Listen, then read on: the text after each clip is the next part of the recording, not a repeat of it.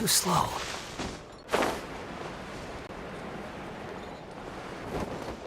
Hey! Isn't that Charlotte? Huh, we're always running into her. What's she doing this time? Ooh, looks like street interviews. Paimon has a funny feeling that we might be in for an interesting time if we go check it out. Shall we?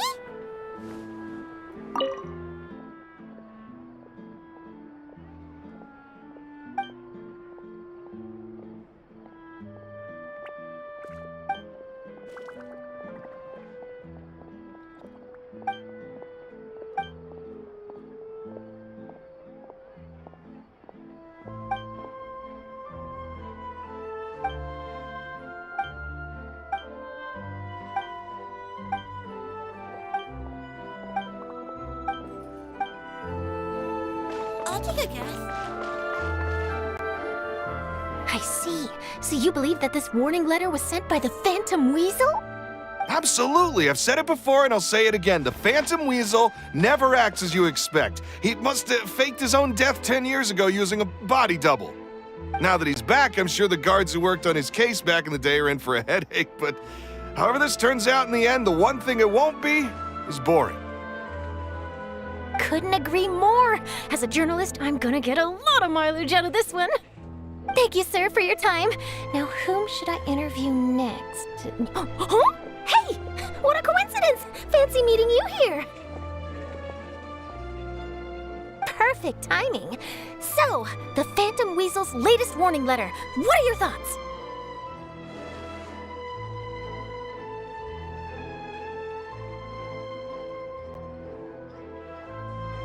Yeah, this is the first time we're hearing of this one. Could you clue us in? Huh? Oh, sorry. Yes, this case is from a decade ago. I guess you wouldn't know about it. Well, not to worry. You're in good hands because I'm a professional. The story goes like this. 10 or so years ago, a phantom thief became active in the court of Fontaine. Known only as the Weasel, nobody knew his true identity, and the authorities never managed to catch him. Wow, cool!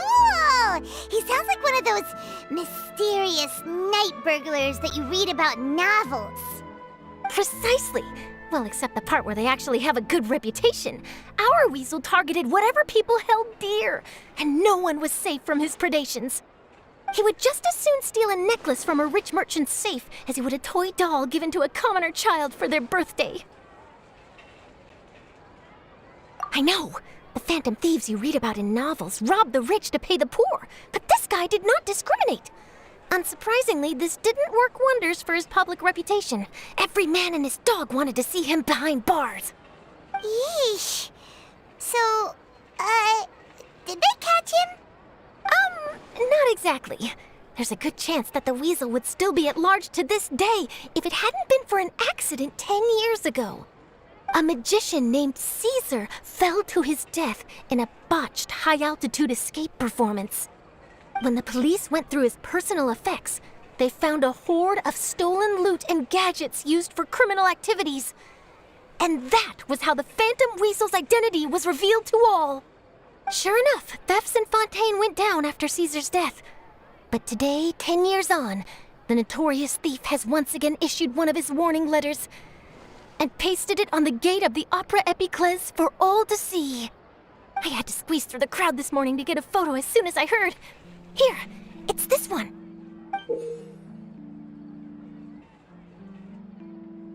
So, this is the warning letter, huh?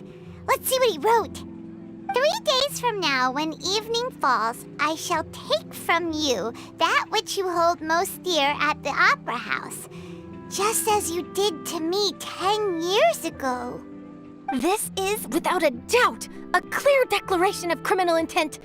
After years of laying low, the Phantom Weasel is back with a vengeance. What once seemed like an open and shut case has been blown wide open again. But why has he reemerged now, and what does he want? I sense an epic scoop, and I'm going for it. Uh-oh. If this thief will steal anything that other people value, does that mean even we might be targeted? Really? Oh, let him try! If that you can do about that? Okay, the people have spoken. It's clear that the public are very concerned about the Phantom Weasel's reappearance. Let's see, I've got a photo of the letter, my interview notes. Yep, that should be enough to form the skeleton of my article. It does feel like something is missing, though. Something exclusive. Who should I interview next? I need someone with a more concrete connection to the Weasel. Is that who I think it is? Linny! Magic, magician, Caesar, the Phantom Weasel! That's it! Let's go interview Linny! You see, the original Phantom Thief Caesar was a magician too! And what do Phantom Thieves and magicians have in common? They both have an air of mystery about them. Perhaps there's a connection there. Are you serious? What sort of a deduction is that? Oh, relax. My journalistic instinct tells me that an exclusive news story is beckoning. Let's go. No time for delay.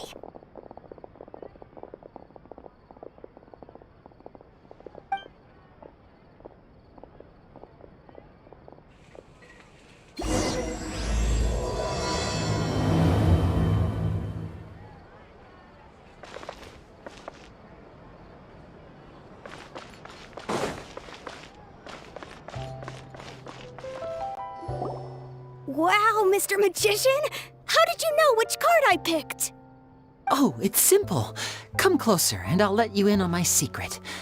Magicians have a special skill called telepathy, which means we can read other people's minds. Really? Then, what am I thinking now? Well, first you need to relax, because I can see that you're clenching your fist in your mind, as if to say, no, I mustn't let him guess it. Aww. And now you're getting a little flustered. You're trying to find a way to empty your mind, to think of nothing at all. But the more you try to hide a secret, the easier it'll come out. You snuck out from home today, didn't you? You told your family a little lie so you could come out and play. Now, that's not a good habit. You can tell? Oh boy, you really can read my mind. Of course. Oh, and that's the end of my performance. You should really be heading home. Remember to apologize to your family, all right? They must be worried about you. All right, got it. Bye, Mr. Magician.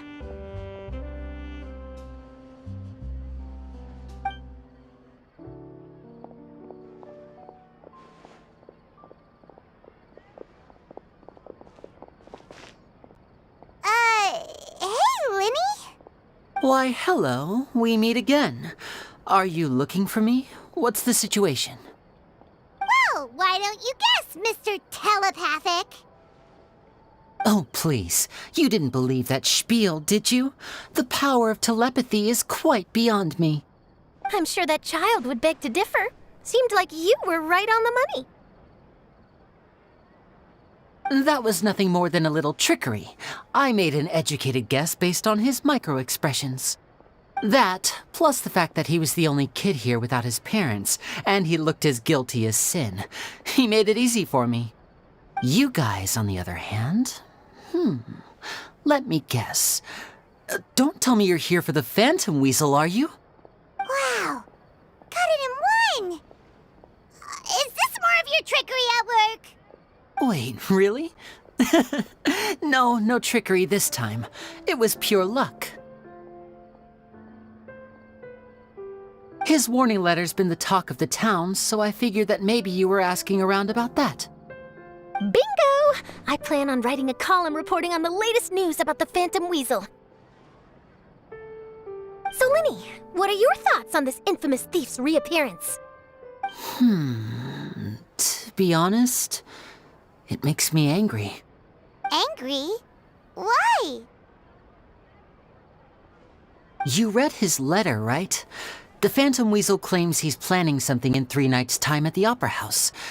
That's the night I'll be performing there. Huh. What are the chances? Wait a minute, you don't think he's after you, do you? Well, if he is, then his warning is clearly a direct challenge to me personally. And if he's not, then it's still going to be a huge headache for me. The mere mention of the weasel's name is enough to scare people off. So once the contents of that letter get out, barely anyone will be showing up to watch my show. But I've been preparing for this for a long time. I'm not about to let him ruin my big day. This leaves me with only one choice. I have to expose the Phantom Weasel's identity before the show begins. Really? So what you're saying is, we might get to see a live duel between a famous magician and an infamous thief? Wow, this has exclusive written all over it! To be honest, I'm not sure if I'll emerge the victor. The Phantom Weasel is a notorious crook, infamous for his inscrutable methods. You're being far too modest, Linny. I think your magic tricks are even more inscrutable than those of a thief. Thanks for the compliment, though I have to say I don't care much for the comparison. A lot of people liken magicians to thieves because we both have the ability to make things disappear without the person noticing. But there's an important difference that these people overlook. Allow me to demonstrate with a quick magic trick. Here, I have a flower, just an ordinary flower that was picked not long ago. Watch it carefully now. 3, 2, 1.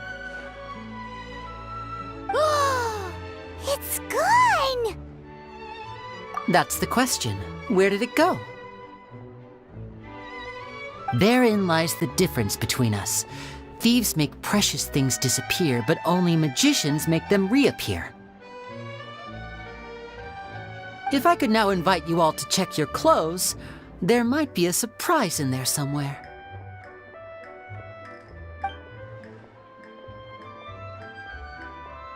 A surprise? Let me see!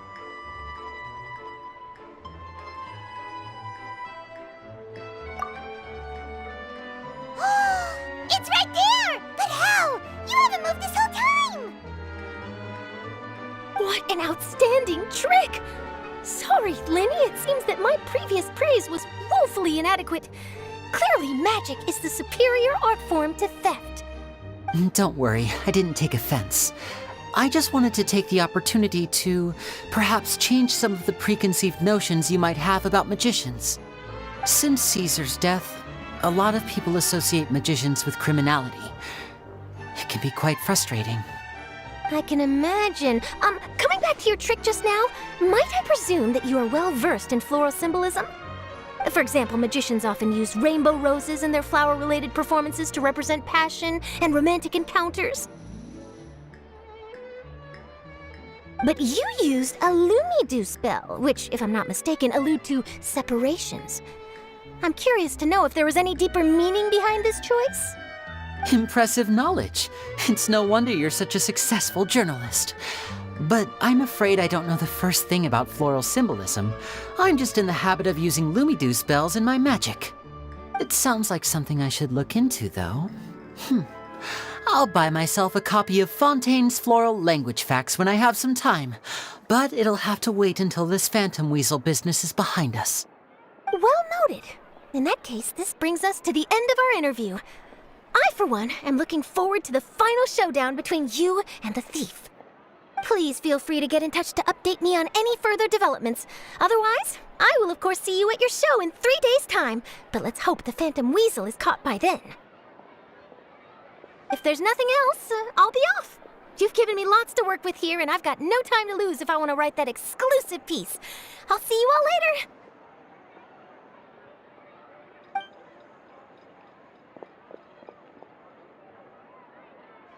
So, Linny, are you gonna tell us how you did that flower trick now?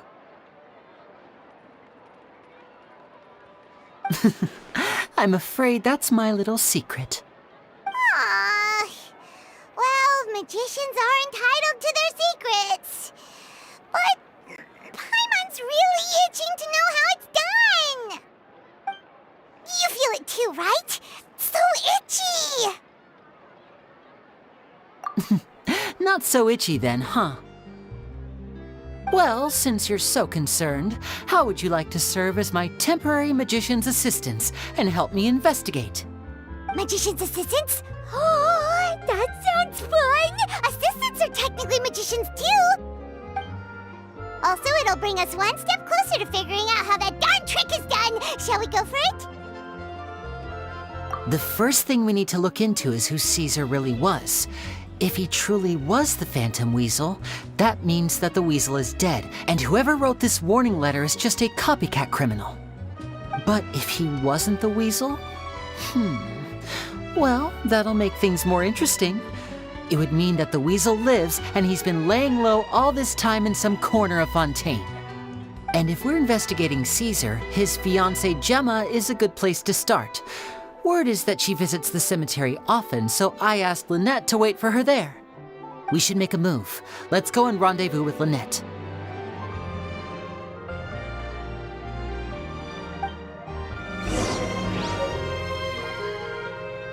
Fresh fruits, sweeter than syrup.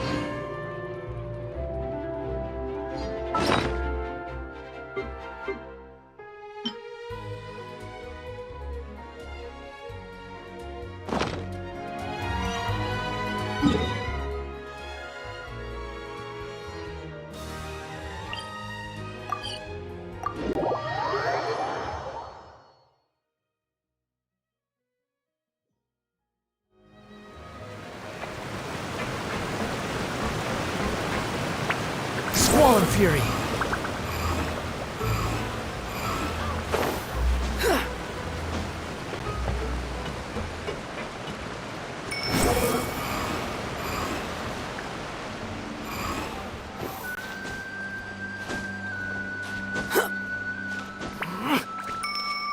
Quit following me!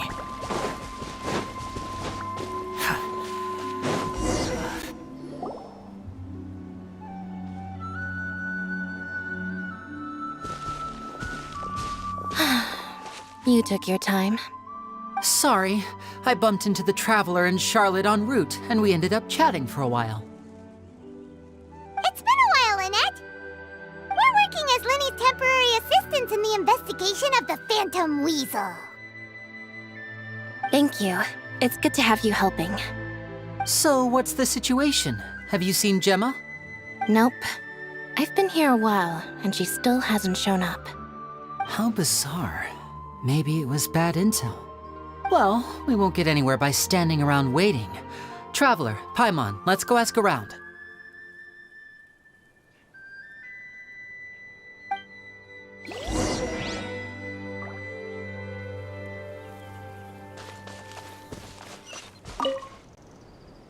Excuse me, good sir. Do you by any chance know a Gemma?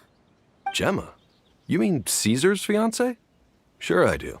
What's this about? I'm just trying to get a hold of her because I need her help with something. I heard she comes here a lot.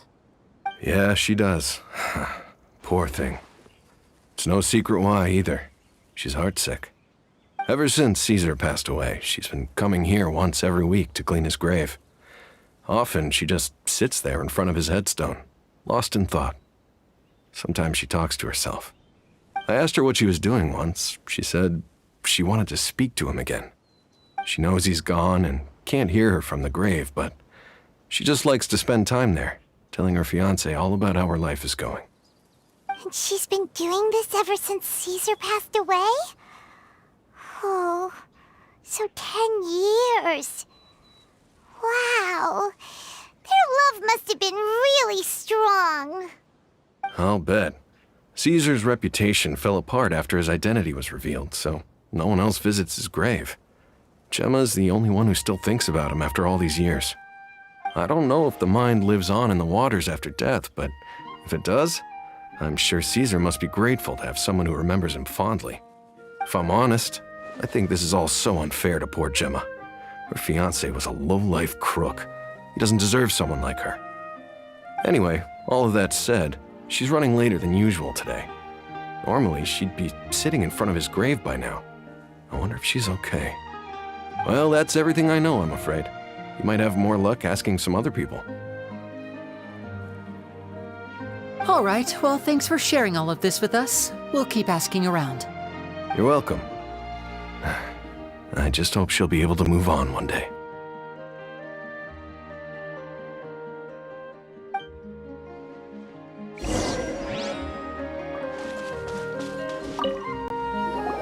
Did you hear the news? They're saying the Phantom Weasel's back.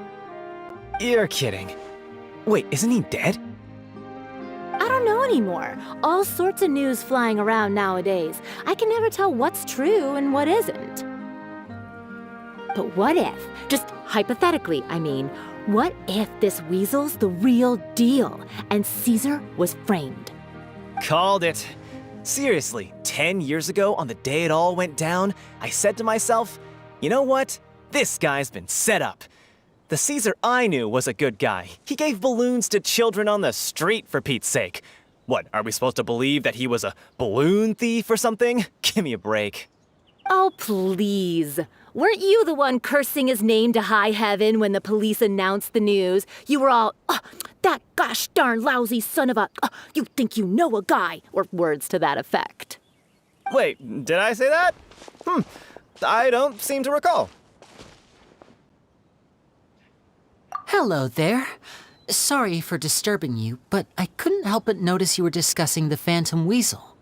We're actually quite interested in this topic as well, but we're struggling to get to the bottom of it. Do you think you could spare a moment to tell us a little bit about Caesar? You've come to the right people. Yep, I was there. Back when Caesar used to perform magic tricks on the street. He was a great magician. The best trick I ever saw him do was pop a transparent balloon, only for a whole bunch of doves to fly out from the inside. I was right up close and didn't blink or look away once, but for the life of me, I still don't have the faintest clue how he pulled it off. Really incredible stuff. I saw him perform too. He always used to bring some gifts along for the kids who came to watch his show, and he'd hand them out after he was done. Sometimes he even got the kids to write their wishes down, and then he'd make the items on the wish list appear in his next show. Huh. He doesn't sound like such a bad guy. But after he died, there were also rumors that he used the wish list to find out what was precious to people, with the intent to steal it later. As I'm sure you know, the Phantom Weasel would steal just about anything from anyone. Whatever the case, now that the Weasel is back, Caesar's become a hot topic once more. I bet Gemma must be pleased. If Caesar's name gets cleared, maybe it'll finally give her some solace after all this time. No, speak of the devil. That's her over there. If you've got any more questions about Caesar, she's definitely the one to ask.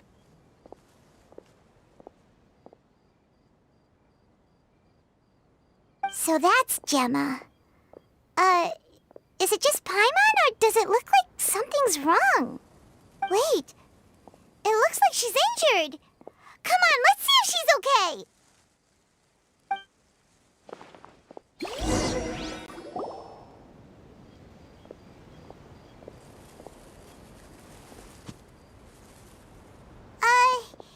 Hi there. You're Gemma, right?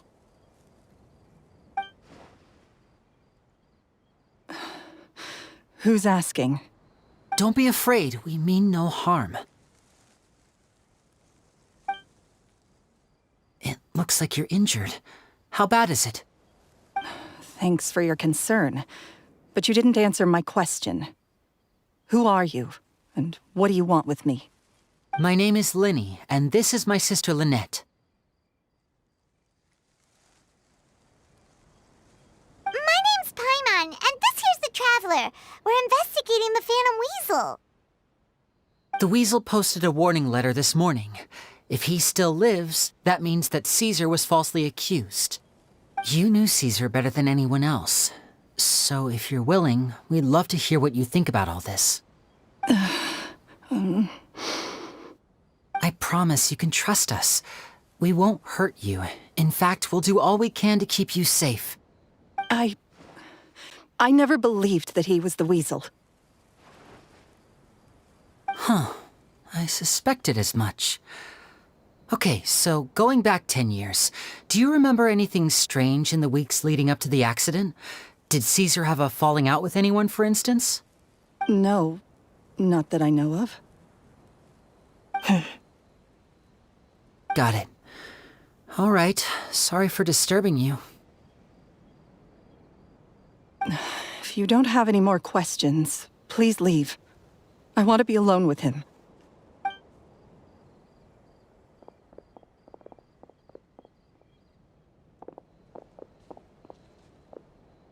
Judging by the look on her face, there's definitely something fishy about her.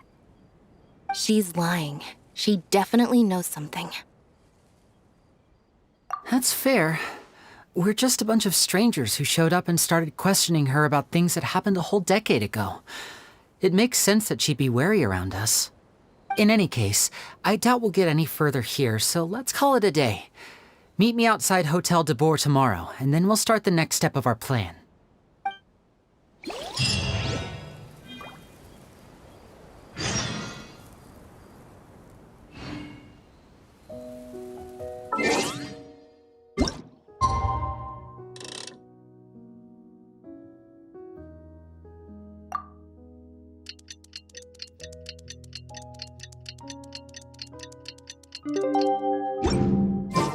There's no such thing as pure freedom in this world. Even the wind cannot blow on forever.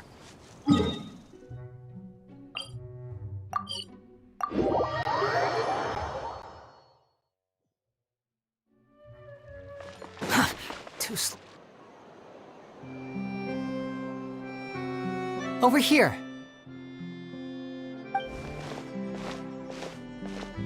Lynette's not joining us today? I've had her follow Gemma and see if we can make any inroads with her.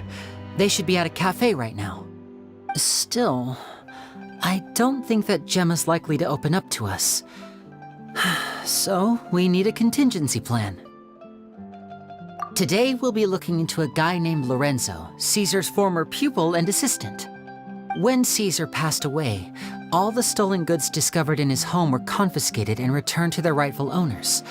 But Lorenzo was the only one privy to all his magic secrets, and he inherited his craft.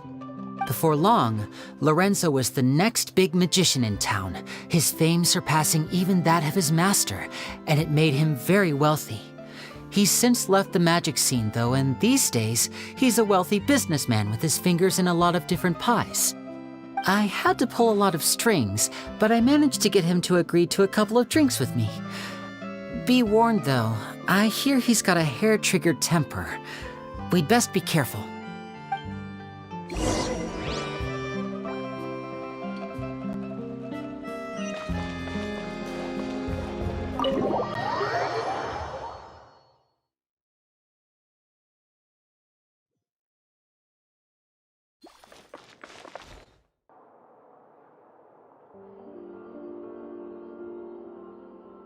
You neglected to mention that you were bringing 2 other people with you. My apologies. These 2 are my assistants. When they heard that I was meeting with the former magic maestro himself, they begged and pleaded with me to bring them along. And if it's no trouble, a couple of autographs would really make their day. Oh, forget the pleasantries, just sit.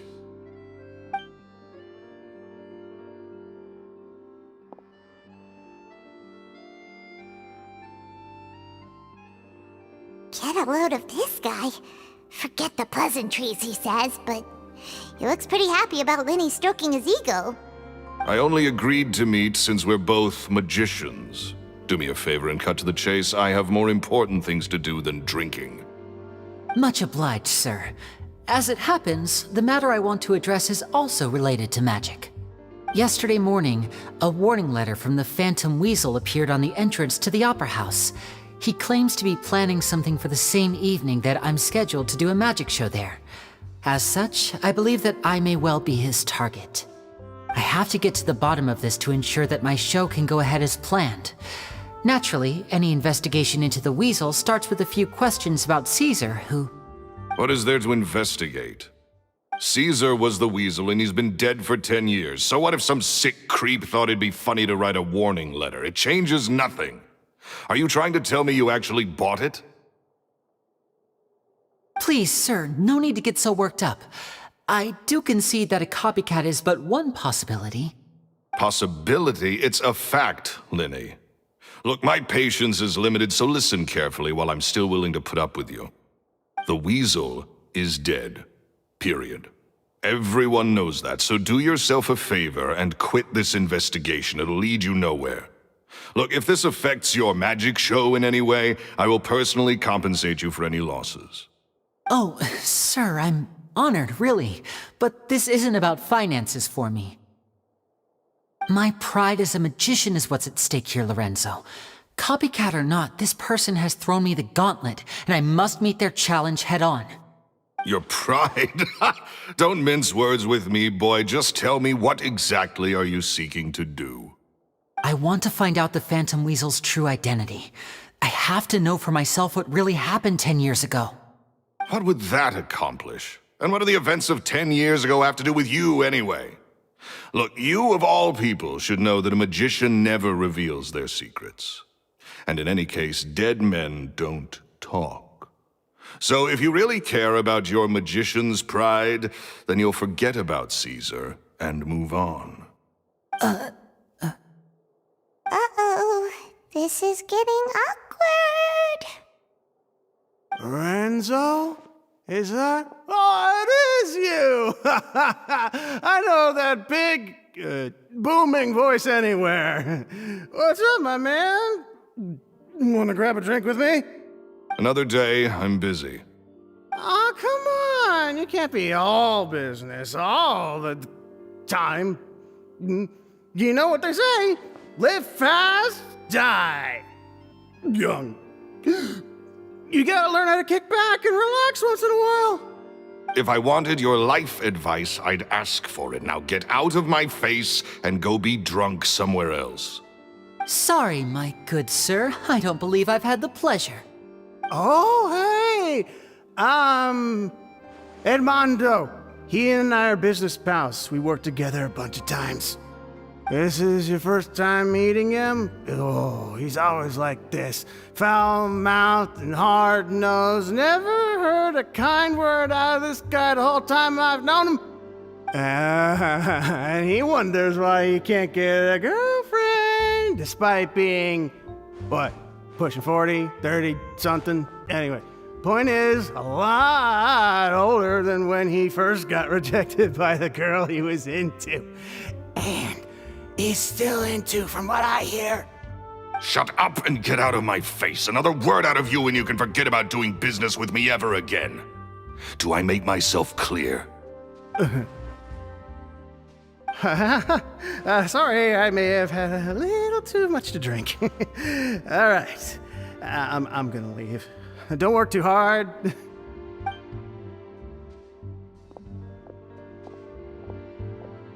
I think it's high time I made a move as well. If you really want to investigate this, Linny, be my guest. But if nothing good comes of it, don't say I didn't warn you.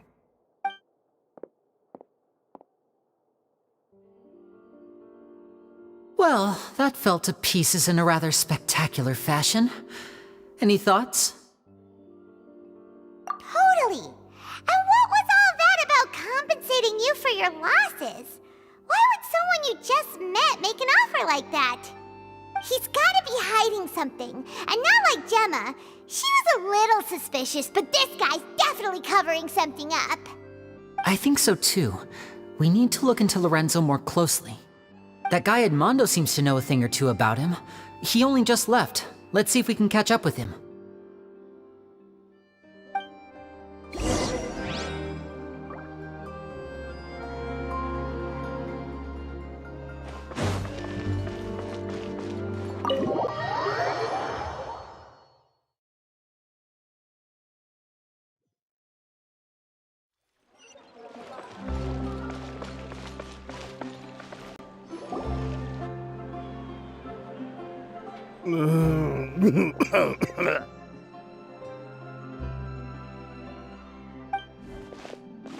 You okay there?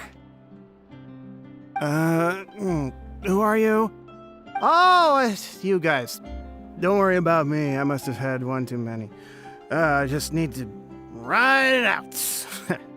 I say way too much back there, didn't I? Yeah, I nearly talked myself into complete financial ruin. Note to self, no more drunken chats when Lorenzo's around. So he was serious about threatening to cut you off? Ugh, Paimon knew he was a bad egg. Hey! Keep your voice down. Don't go prying into Lorenzo's personal affairs.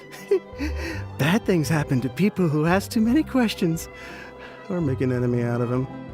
What kind of bad things? Don't even ask. I'm sorry. I'm gonna have to cut this conversation short. I'm not crossing that line again. And take it from me, trouble with Lorenzo is one thing you don't need in your life. You saw him flare up back there. I don't know what you said to him, but clearly it touched a nerve. That's not a good sign.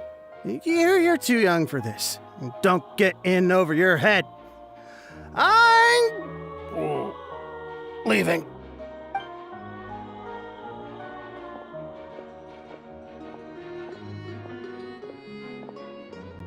And there he goes. What do we do now, Linny? Shh. I think we're being watched. Someone was listening in to our whole conversation. Don't say anything and don't look back. Any altercation in the city will attract the guards. We'd better take this elsewhere.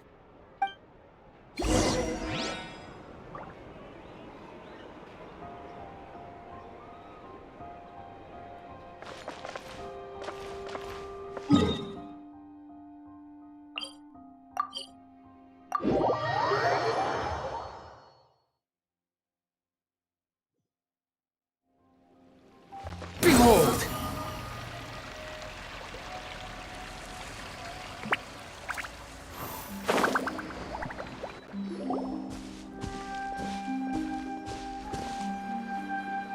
You followed us a long way. Why don't you come out and introduce yourselves? So you're Linny. And where's your sister? Ain't she with you today? Save us the trouble and go fetch her for us. Let's not drag this out. Paimon doesn't like the tone of your voice, mister! Who sent you, huh?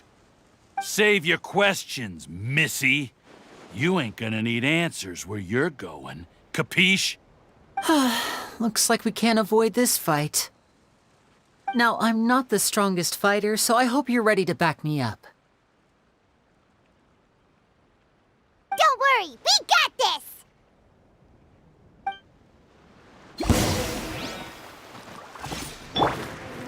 Wretched dastard! Yoo-hoo! Mind the side effects.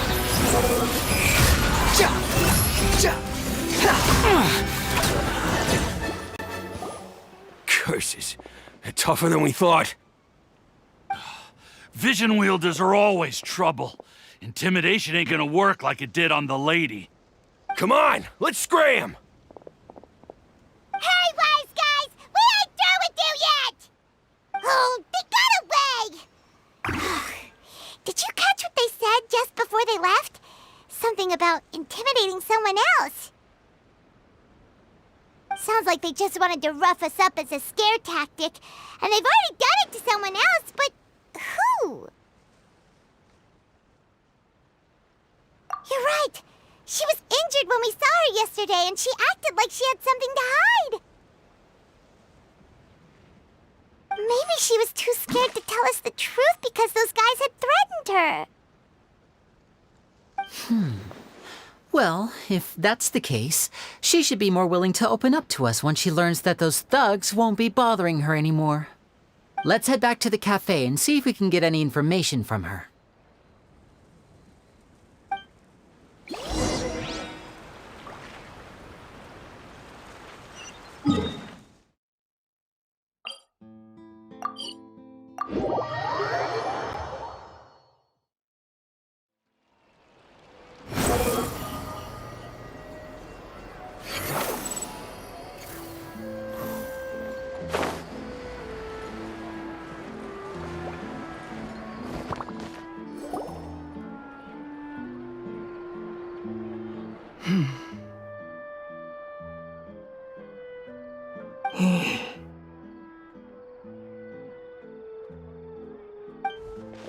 Gemma? You again. What is it this time? We just ran into the men who've been threatening you, and we gave them a taste of their own medicine. So, you can relax now. We're here to protect you. What? Why? I didn't tell you anything. Why would they come after you? Sounds like they're no strangers to you. That's putting it mildly. I know them all too well, and I hate them with every fiber of my being. It's been 10 long years, and still every time I try to look into Caesar's death, they show up and warn me not to do anything stupid. How do I know I can trust you? Do you really think you can get to the bottom of it all? And why are you doing this? I'm afraid I can't reveal all the details just yet, but I can promise you this. I will expose the Phantom Weasel's true identity. Because you see, this is a personal matter of the utmost importance. I give you my word. Trust me.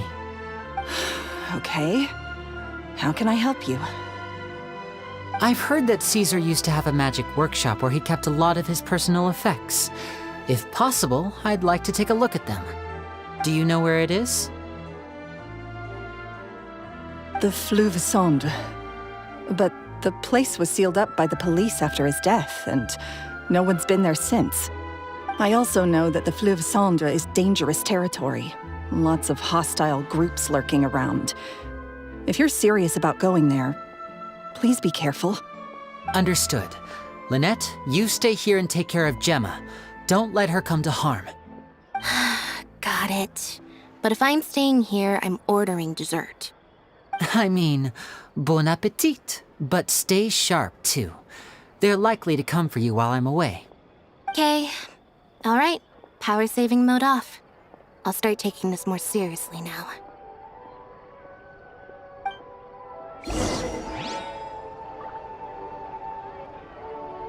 With me here, nothing will happen.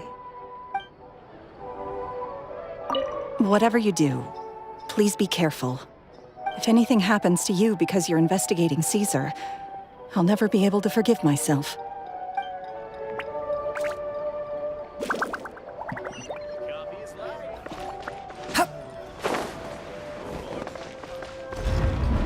Quit following me.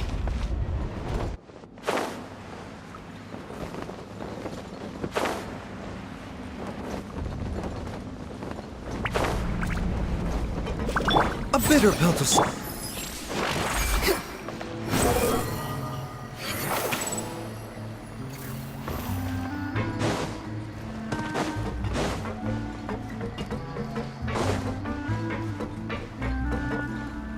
The wind rises.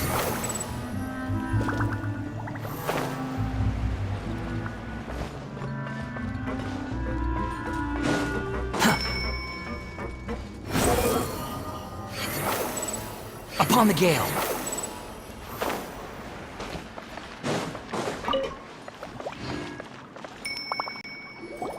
If Gemma gave us the right location, then the workshop should be right nearby. Huh. Looks like these boxes are blocking the entrance. Let's shift them away first. There we go. It should be just down here.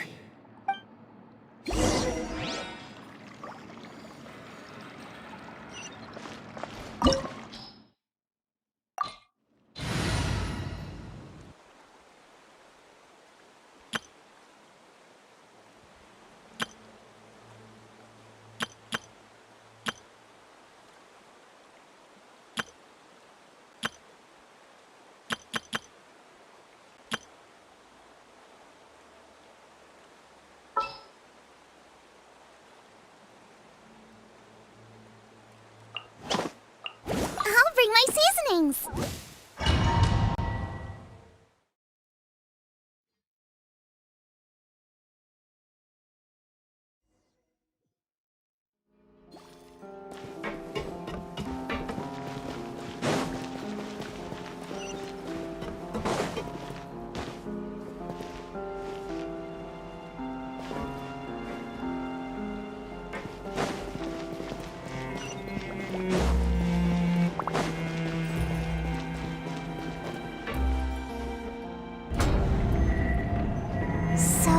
this was Caesar's workshop.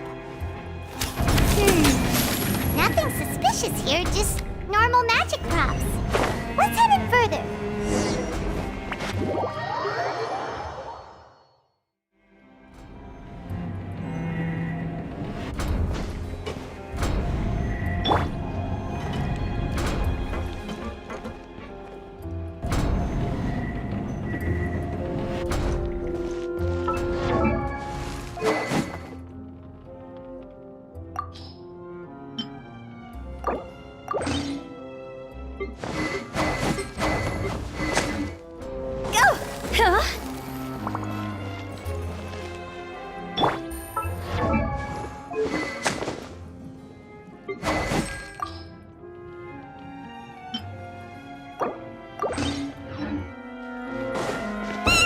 What was that?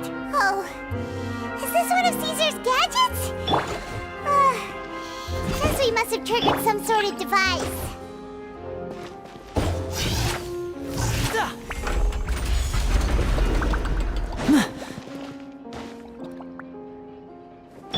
Take it easy.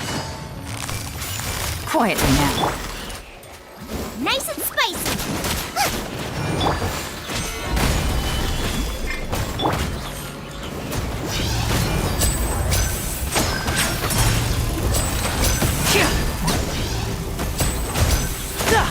And voila!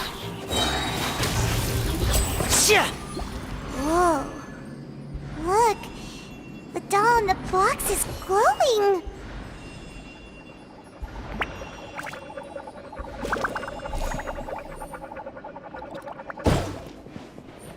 There's something written on the card on this doll. Let's take a closer look.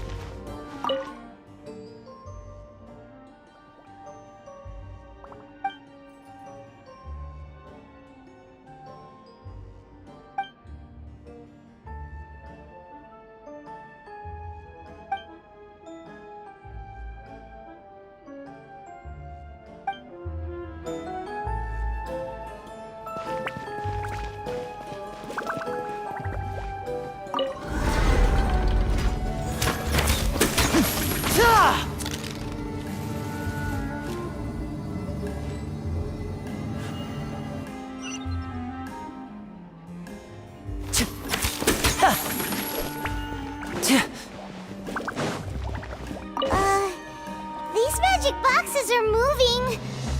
What do we do? One of them looks different from the rest. Let's investigate.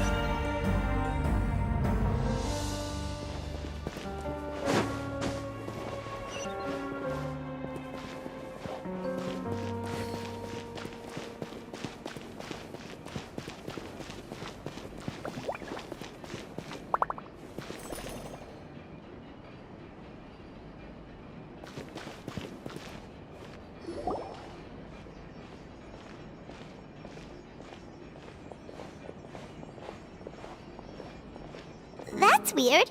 Have we reached the end already? There's nothing here. Maybe this was a wasted trip. This place seems a little too ordinary for a magician's workshop. There's a distinct lack of mystery. We've triggered quite a few devices on the way here. I'm starting to wonder whether Caesar built this whole place as one big, elaborate magic contraption. If so, then there must be more to this place than meets the eye. Maybe a hidden room somewhere. Aha! If I just move this book, then hopefully... And... presto. A secret passageway! How did you know? I'm a magician too, and apparently great minds really do think alike. Looks pretty big inside. Let's head in and take a look around.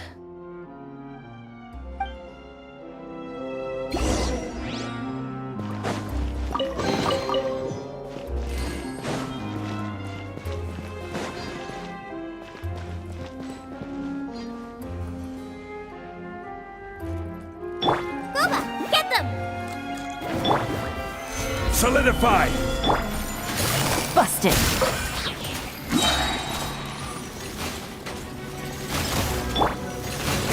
Nice and spicy!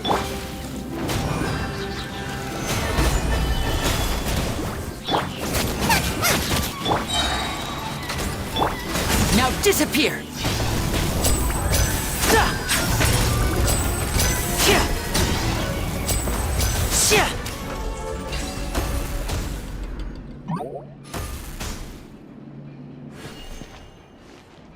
Step right up!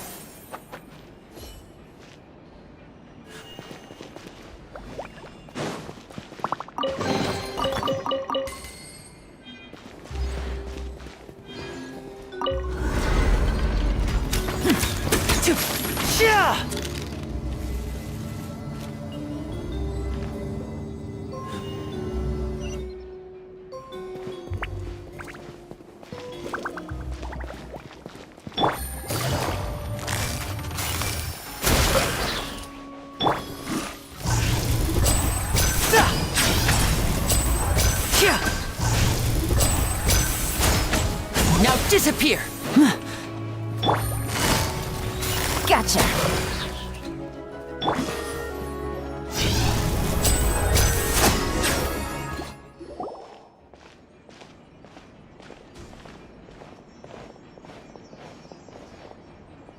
Why have you stopped, Linny? Is there some device in that box? Huh. It just looks familiar somehow. Let me check this out for a second while you guys go on ahead.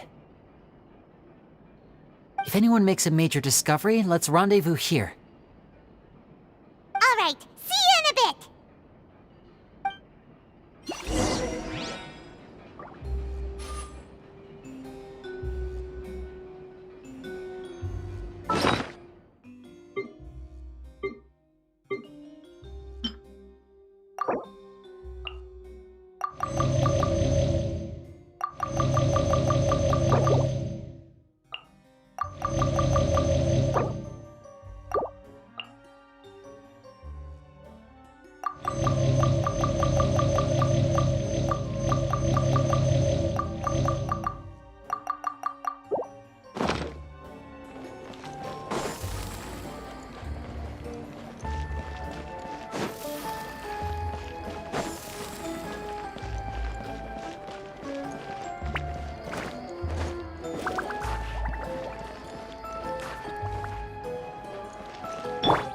Rise!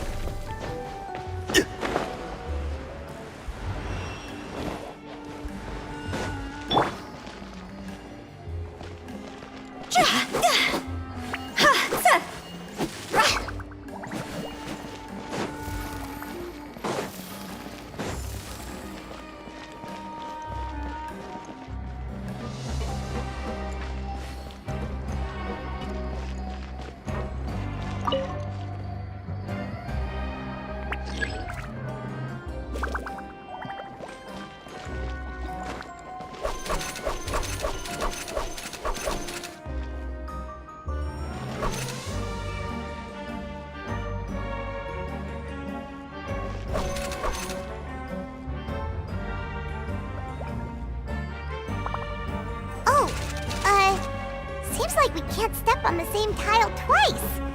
Guess we've got to finish it in one run, huh?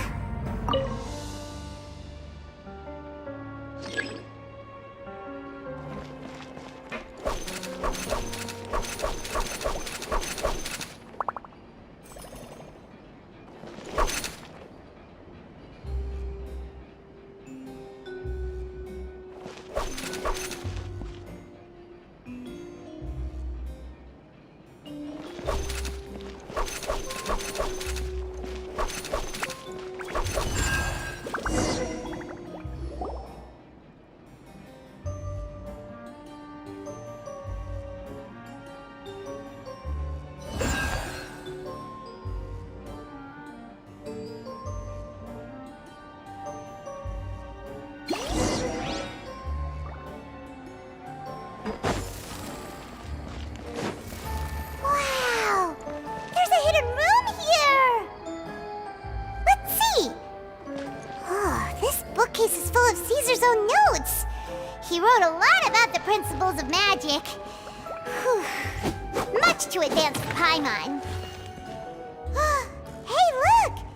Is that Caesar's diary on the table? This book's thick as a brick! Let's take a peek inside it, shall we?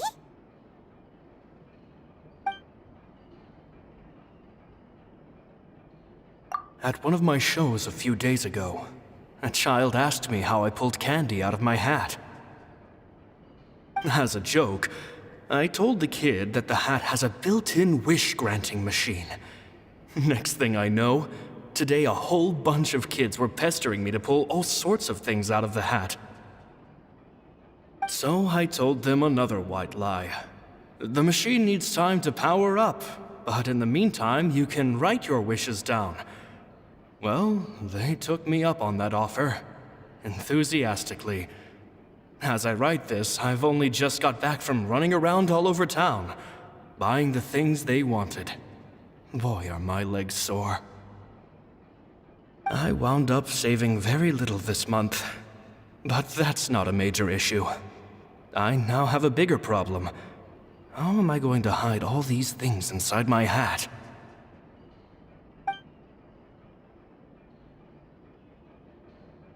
Two children came to talk to me after today's show.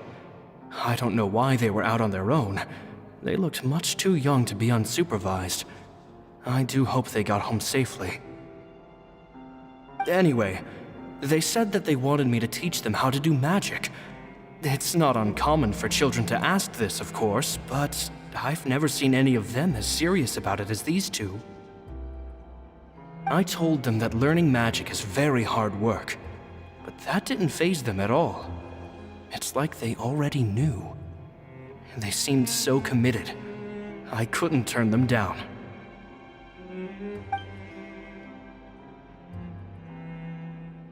It seems like something's bothering Lorenzo lately, but he won't open up to me about it. Surely he's not upset that I agreed to teach those two children. I'll have to talk him around. I have a good feeling about those kids.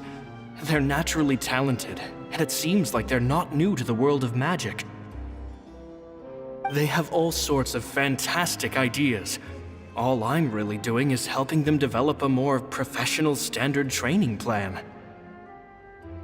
They wanted to call me Master, but I told them they absolutely mustn't.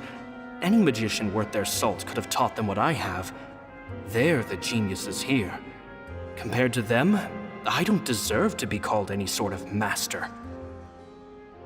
With time, I have no doubt that they could become far greater magicians than I. My only concern is why they're so mature for their age. I fear they've had to grow up too fast. I don't dare to imagine what they must have been through. Gemma thinks so too. She doesn't like being around them. Says that their eyes are too piercing. They don't bother me, but then again, I've never been the sharpest tool in the shed. It's nearly time for me to go on tour. I asked the two kids if they'd like to come with me, but they shook their heads. I once overheard them talking about their father and their mission. Sounds like their parents have other plans for them. I guess we'll be parting ways soon. It's only been 10 days since I first met them, but I think that I've gotten a feel for their personalities now. They're very tough, but also very cautious, and they trust no one but each other. This, I fear, is not a good habit to have. They hide things from me too. For example, when I asked them where they live and why they wanted to learn magic, they lied. That's the thing about children. Whenever they're trying to cover something up, it always shows somehow. I can sense that their lives have been hard, Possibly even dangerous, too. They're not like other children. It's a shame that I can't do more to help them. After thinking things over, I decided to tell them a bit about how I see the world. It's full of lies and falsehoods, and that is why we must find our own truth. P.S. I hope they won't find my nagging annoying. Children are so opinionated nowadays. Will it do them more harm than good for someone they've only known 10 days to lecture them like that? P.P.S. Maybe I'm overthinking this. Children aren't interested in grand philosophies. It probably just went in one ear and out the other.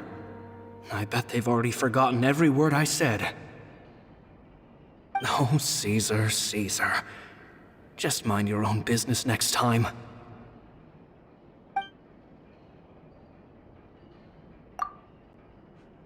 Two magic geniuses with a father and a mission, huh?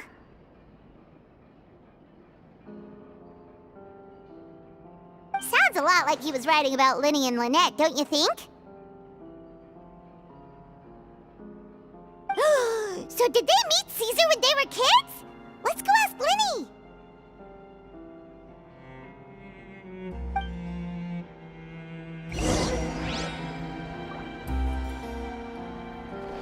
Go!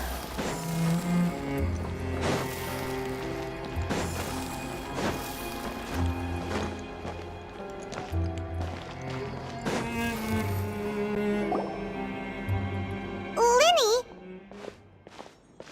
Shh, hold that thought. As I expected, there's a lot of fishy things going on in this place. Fishy? Uh-oh, what have you found? All in good time. Before we go over our new leads, I want to tell you how a high-altitude escape is performed. First, the magician slots themselves into a magic box in full view of the audience. The box is then suspended high in the air, and a short while later, the base automatically opens.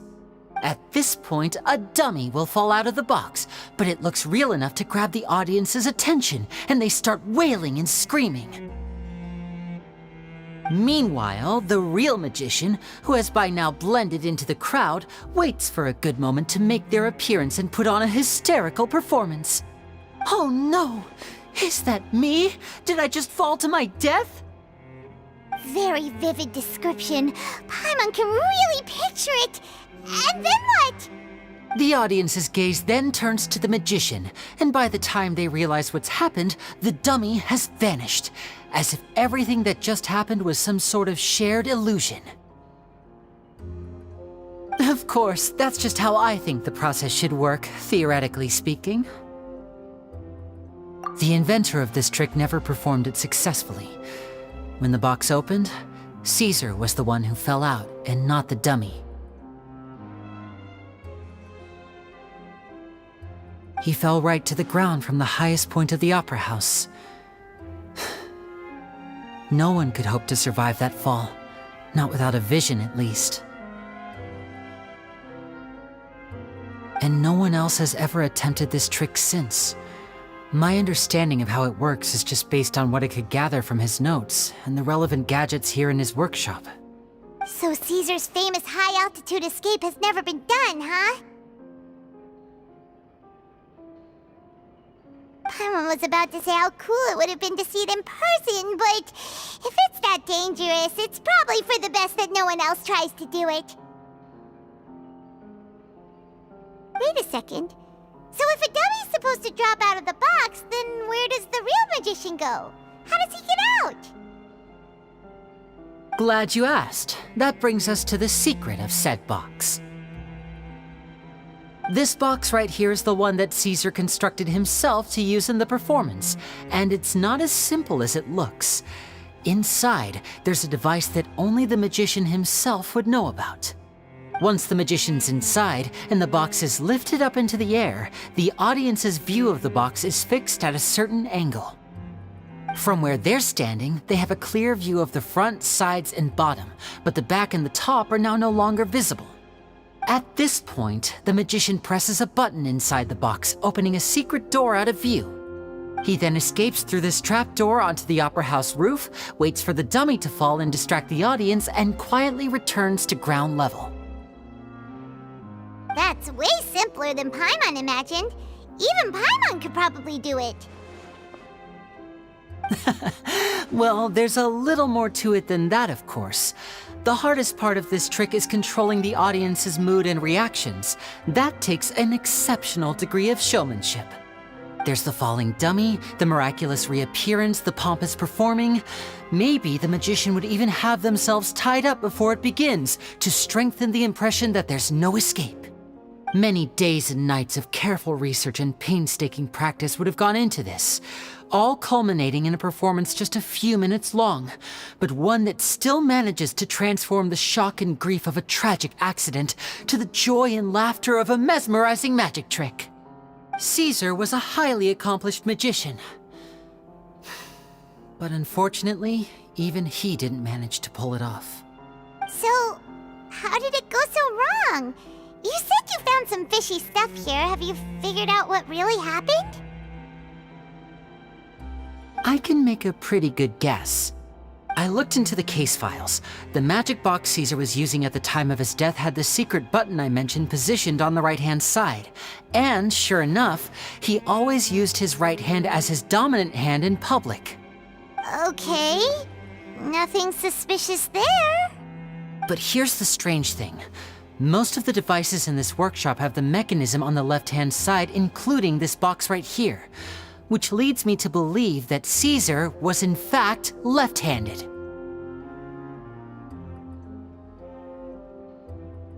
Because a magician can't afford to have their most basic habits stand out too much. People naturally focus their attention on the most important details of the task or situation at hand. But a magician needs to be able to redirect an audience's attention at will so as to avoid arousing their suspicion. The essence of magic is getting people to believe a lie. If even the truth raises eyebrows, the falsehoods become all the more difficult to mask. And so, Caesar trained himself to use his right hand to align with his audience's expectations. Great magic always requires sacrifices. But in his most stressful and nerve-wracking moments, and when no one was watching, reflex would kick in and he'd use his left hand. That's why he set his gadgets with the mechanism on his left. Exactly. I think that's likely what happened.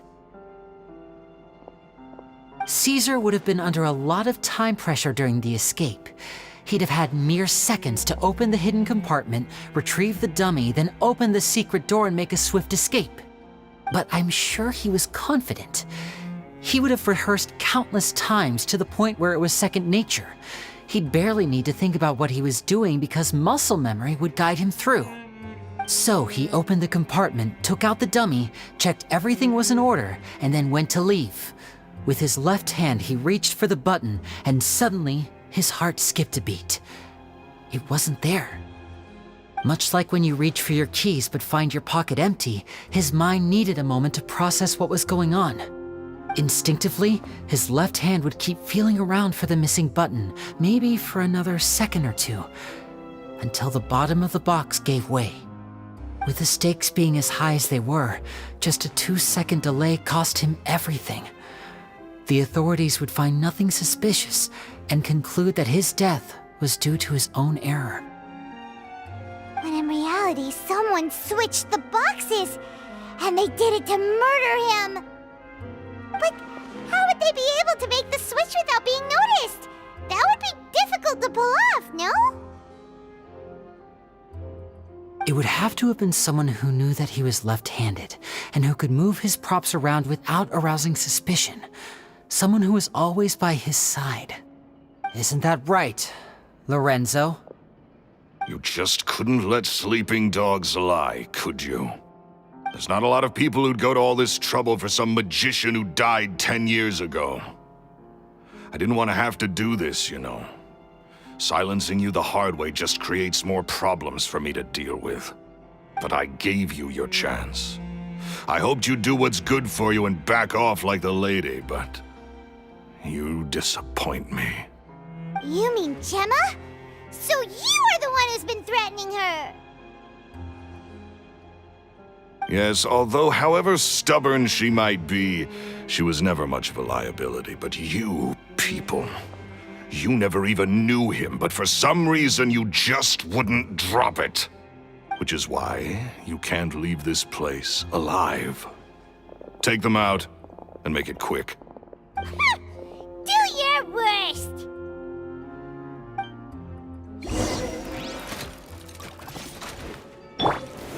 Stabilize! Quietly now.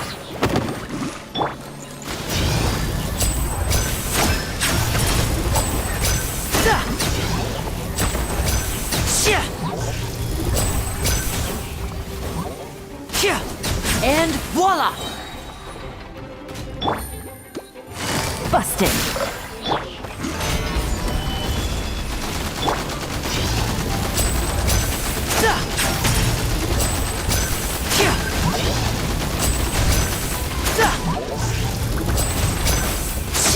Now disappear!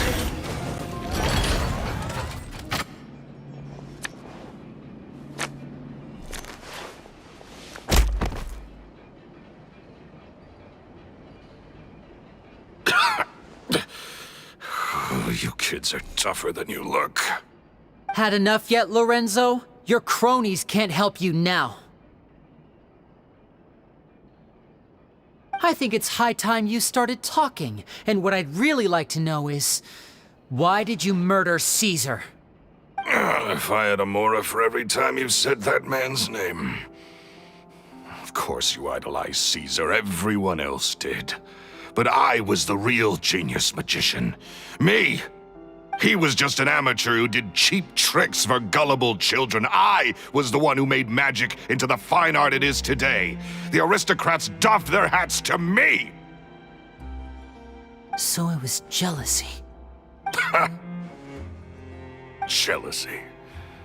Hatred, more like.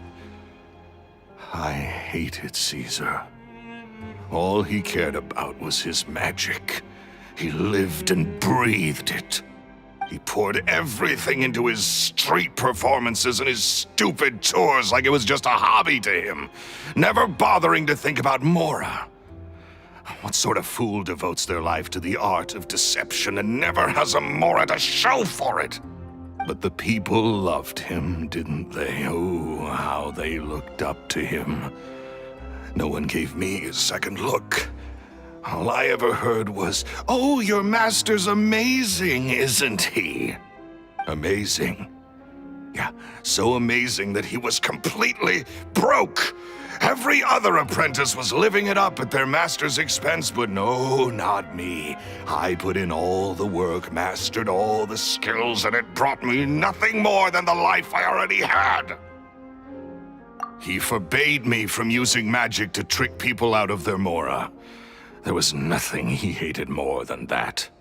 And with his reputation in Fontaine, it was too risky for me to go it alone. As long as he was alive, if I dabbled in my own brand of money-making magic, he would expose me, and it would destroy me. I had to kill him. There was no other way. He had to go. And this was your only motive? It was reason enough. What other motive would I need? Well, I was under the impression that there might have been other factors at play. For instance, maybe you were in love with Gemma, but she was engaged to Caesar. In love with Gemma? Don't be ridiculous. Guess I was wrong about that then. Next question. Are you the Phantom Weasel? I am. Caesar was so strict with me. He insisted that his way was the right way, that the sole purpose of magic was to bring joy to the world. I never bought into any of that. I was more interested in the practical value of magic. Sure enough, it helped me fill my pockets with all kinds of valuable treasures.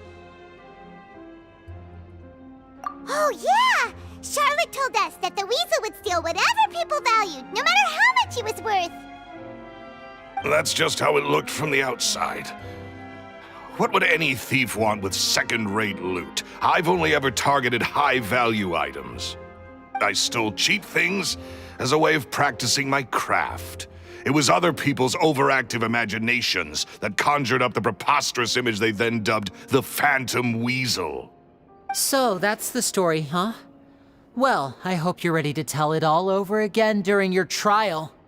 What choice do I have? You're a pack of wolves, and you've got me between your jaws. You've seen what's here, and my last-ditch effort to stop it getting out has failed. What else can I do? So be it. I've enjoyed power and wealth for the last 10 years, the likes of which Caesar could never give me. I wouldn't choose for things to end this way, but I regret nothing. Very well. In that case, I'll contact the guards. Traveler, Paimon, keep an eye on Lorenzo for me. I'll meet you just outside the workshop when I'm back.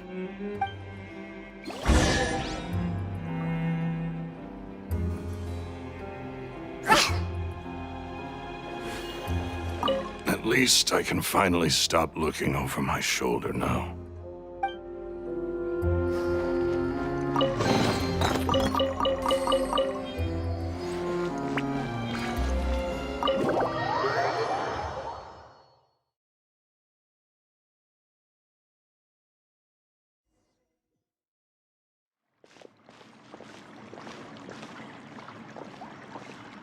Linny has told me the whole story.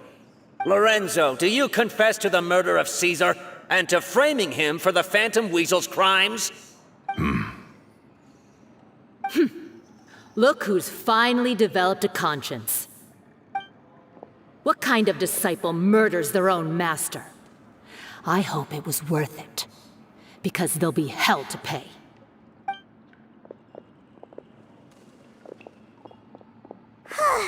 Looks like it's all over. What should we do next, Linny? Should we start preparing for your show? Let me think. Let's rendezvous with Lynette and Gemma first. With Lorenzo in custody, Gemma will no longer have to fear for her safety. Good point. We should go tell Gemma the good news right away. It'll give her some peace of mind for sure.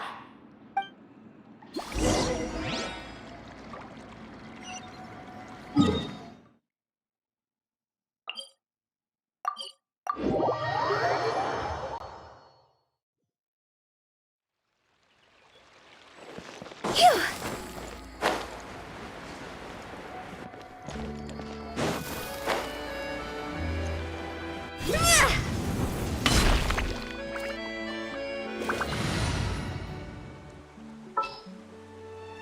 May knowledge guide you.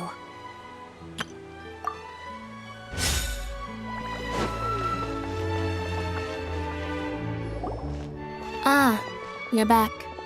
You were so quick. I've only just finished my third dessert. Your third? Lynette, come on, we've talked about this. Everything in moderation. You're not gonna have any room left for dinner now. It's fine.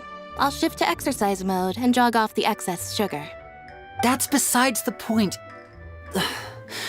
Well, it's done now, but try to eat a more balanced diet in the future.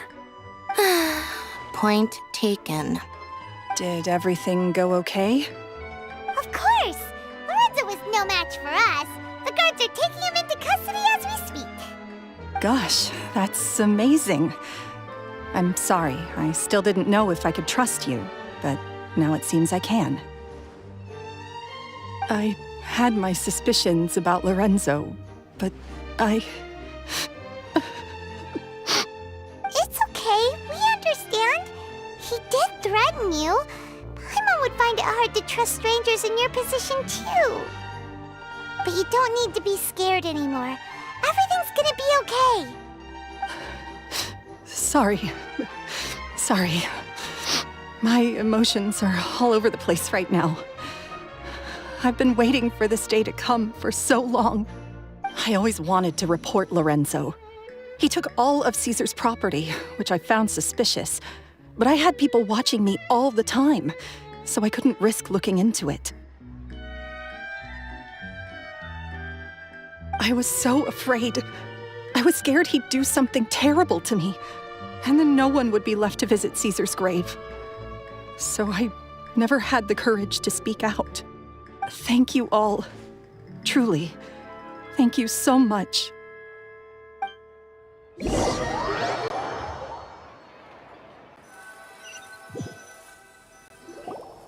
Thank you all for clearing Caesar's name. I never would have guessed that Lorenzo was the real Phantom Weasel. He never showed any signs that there were problems between him and Caesar in public. From the outside, it looked like they got along great. To think that lowlife's been living life to the fullest all this time, while Caesar's name was getting dragged through the mud. It's a travesty. At least his soul can finally rest in peace now, thanks to your efforts.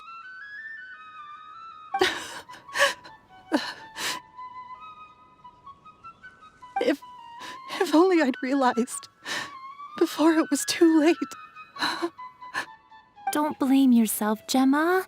This isn't your fault. Yeah, you still have the rest of your life to live. Caesar wouldn't want to see you spending it feeling guilty. Cheer up, Gemma. My brother's doing a magic show at the Opera House tomorrow evening. Would you like to come along? It might raise your spirits. This show will be a special one. We're holding it in Caesar's honor.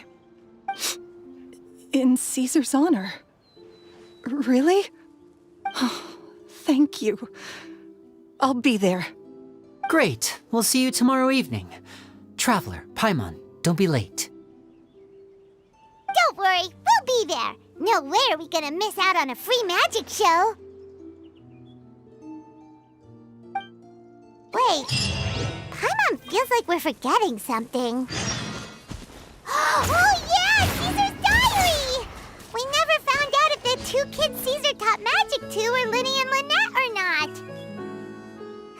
Linny changed the topic back in the workshop, so we didn't get a chance to bring it up. Oh well, guess we'll just have to ask Linny tomorrow evening.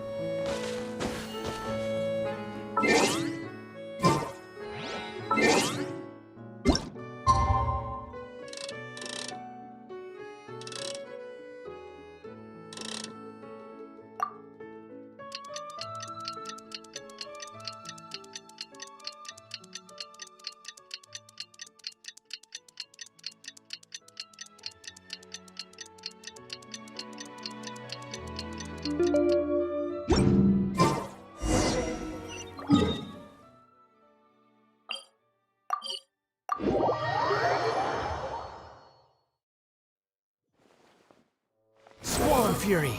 Surge forth! Too slow.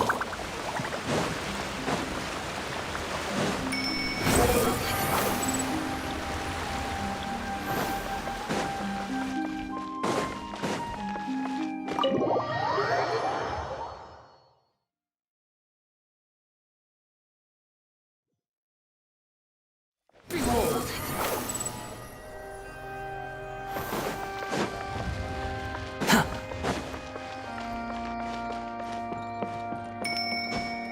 Squall Fury!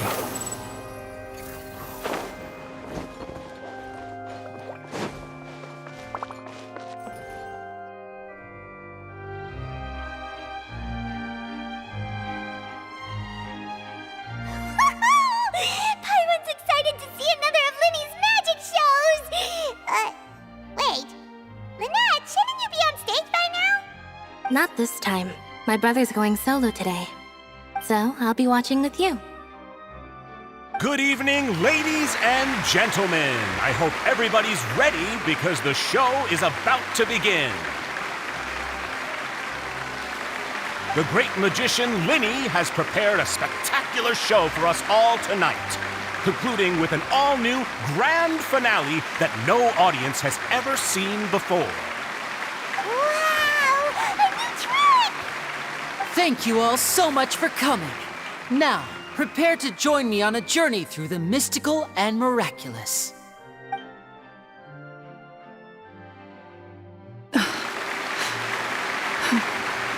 exciting stuff, isn't it?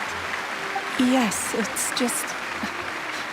It reminds me of him. No wonder. Caesar was a famous magician too.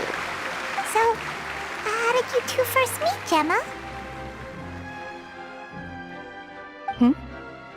Well, I was out on the street once, and I saw him performing for little children. Children love magic, because they're willing to believe in things that can't be rationally explained. Caesar had this amazing way of bringing them into a dreamlike world. And somehow, I felt drawn to him too. So I went up and asked him to do a trick for me. Aw, that sounds so romantic. What trick did he do? It was with a flower. He took it in his hand, snapped his fingers, and it magically appeared on my head. I was so happy that day. No one had ever given me a flower before that. Oh, that's so cute! Actually, now that you mention it, Linny's done that one before. Is that right? Then I suppose he's a romantic at heart, just like Caesar. So let's treasure the time we have with him. After all, you never know when the people dearest to you might be gone. That's right. It's all over now. Paimon doesn't really know how to comfort you, but at the very least, no one's gonna be intimidating you from now on. You can breathe easy at last, right? Right. Yes, you can breathe easy now, Phantom Weasel. See? Even Lynette says... Wait, what? The Phantom Weasel? Lorenzo escaped? Where is he? What do you mean, Phantom Weasel? As Linny once said, a performer's job is to commit fully to their role and put on a flawless performance for their audience. But once the bag of tricks is empty and the curtain falls, it's time to end the show. The spotlight is no place for someone with no more cards up their sleeve. It's been 10 years, Gemma. Aren't you tired of the grieving widow act? I think it's time to put an end to it. What are you talking about? Paimon doesn't like this riddle. Traveler, Paimon doesn't like where this is going. Come on, say something! Ladies and gentlemen, I hope you're all enjoying the performance so far. There will now be a brief intermission, after which Linny will perform the most electrifying act of tonight's show, the one we've all been waiting for. The final performance will take place outside of the Opera House, so please make your way outside in a calm and orderly fashion. The Phantom Weasel never did like public places, did they? Don't worry, this place will be quiet soon. Let's talk somewhere else for now.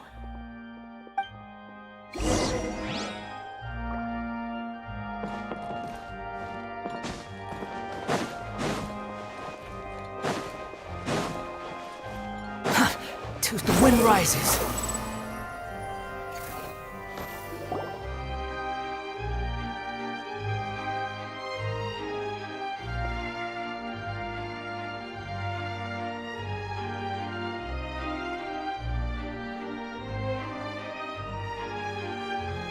Dear me, this is awkward, isn't it? And unfortunately, I'm all out of gadgets, so I'm afraid I can't do any tricks to liven up the mood. This is a big mistake for a magician to make, but thankfully I do have a backup plan. Now, who wants to hear a story? Linny? Don't we have more important things to address right now? Lynette accused Gemma of being the real Phantom Weasel a moment ago. Oh, what the heck's going on? All in good time. Magicians are good at guessing what people are thinking. I know the questions you want to ask. And as it happens, the story I'm about to tell might answer a few of them. Really? Well then, let's hear it! Paimon's dying of curiosity here! Let's go back to the very beginning. A decade ago, when the Phantom Weasel was terrorizing the court of Fontaine, She never missed a target, never left a trace, and no treasure was safe from her thieving hands.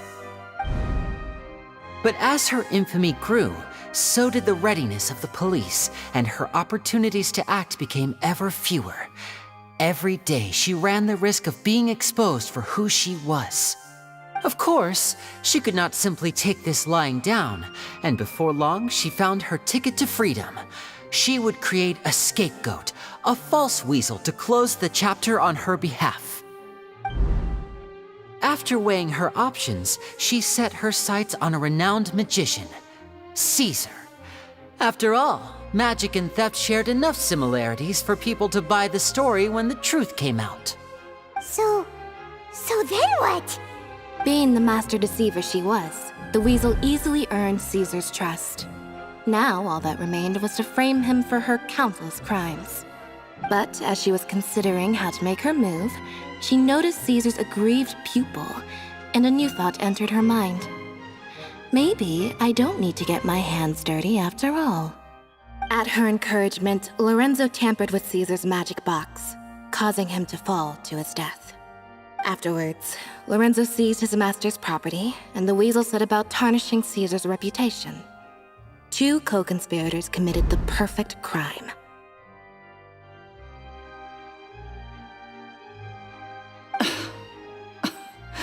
I've got to hand it to you. You're both exceptional storytellers. It's enough to make even me wonder whether there was really another mastermind behind all this, pulling the strings. But I just have one question. You seem to think that I am the villain in this tale. What's brought this on, Linny? Is it something that Lorenzo said? Don't worry, Lorenzo said nothing at all. But I never believed that he was the weasel, and in fact, my investigation only made me more certain of that. He was too forthcoming with his confession, as if there was something else he was trying to hide. How disappointing. So you'd sooner trust Lorenzo than me, even without a shred of evidence?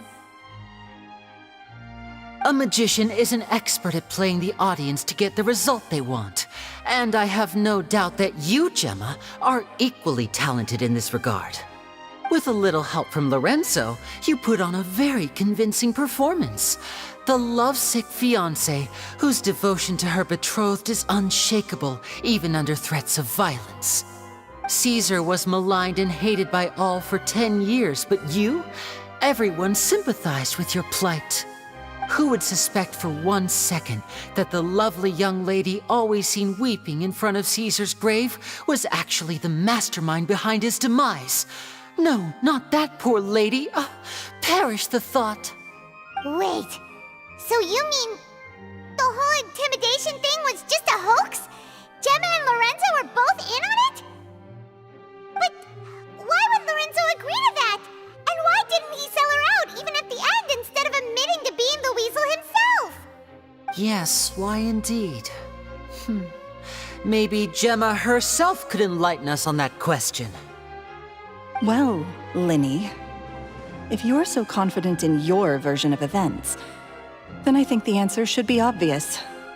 Having killed Caesar with his own hands, Lorenzo was plagued by overwhelming guilt. Revealing the Phantom Weasel's true identity would serve no purpose. But if the Weasel remained free, then she could take care of Lorenzo's loved ones.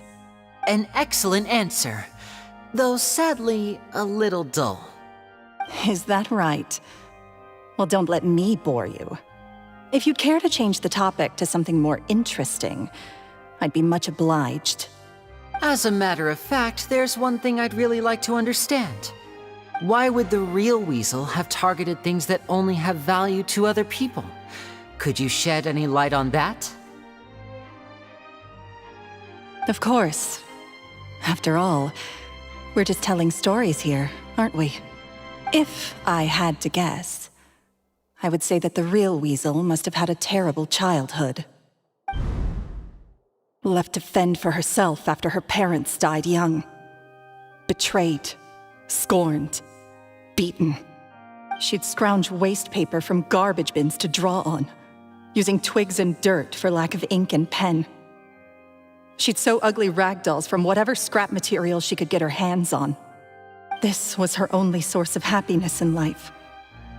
But it was all she needed, and she was content. Until the world decided that even this was too good for her. Once again, she was betrayed. And this time, everything was taken from her. She felt like life was a miry pit that dragged her further down the more she struggled to escape. At that tender age, she should have been happy. Instead, she stood in the shadows and watched with envy as all good things in the world passed her by. This was a fate too cruel for anyone to bear. Her pain became a breeding ground for dark thoughts. Thoughts which festered and grew into a twisted solution to her troubles. I detest the happiness of others, in all its forms alike. I will rob them of everything they hold to be good and true, and it will fill the void in my soul. That's some pretty heavy stuff. Now it all makes sense. Does this story satisfy you, Linny? Yes, it is quite to my tastes. Thank you for helping to clear up my confusion.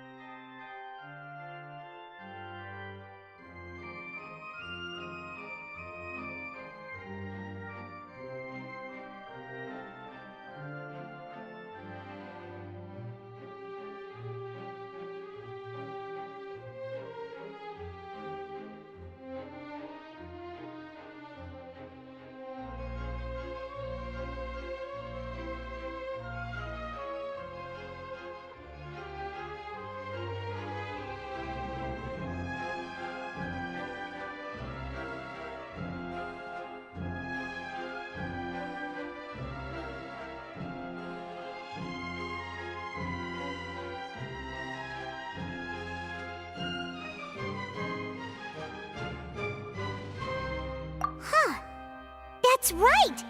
What drove you to write that letter, Gemma? What were you trying to achieve there? Because without that, none of this would have ever come to light! She didn't write the letter. After 10 long years, I'd hoped that the Phantom Weasel would be consigned to the history books by now. But it seems like someone still wasn't ready to let her finally be at peace. Linny. Or should I call you the Phantom Copycat now? You were the one who posted that letter outside the Opera House. But why?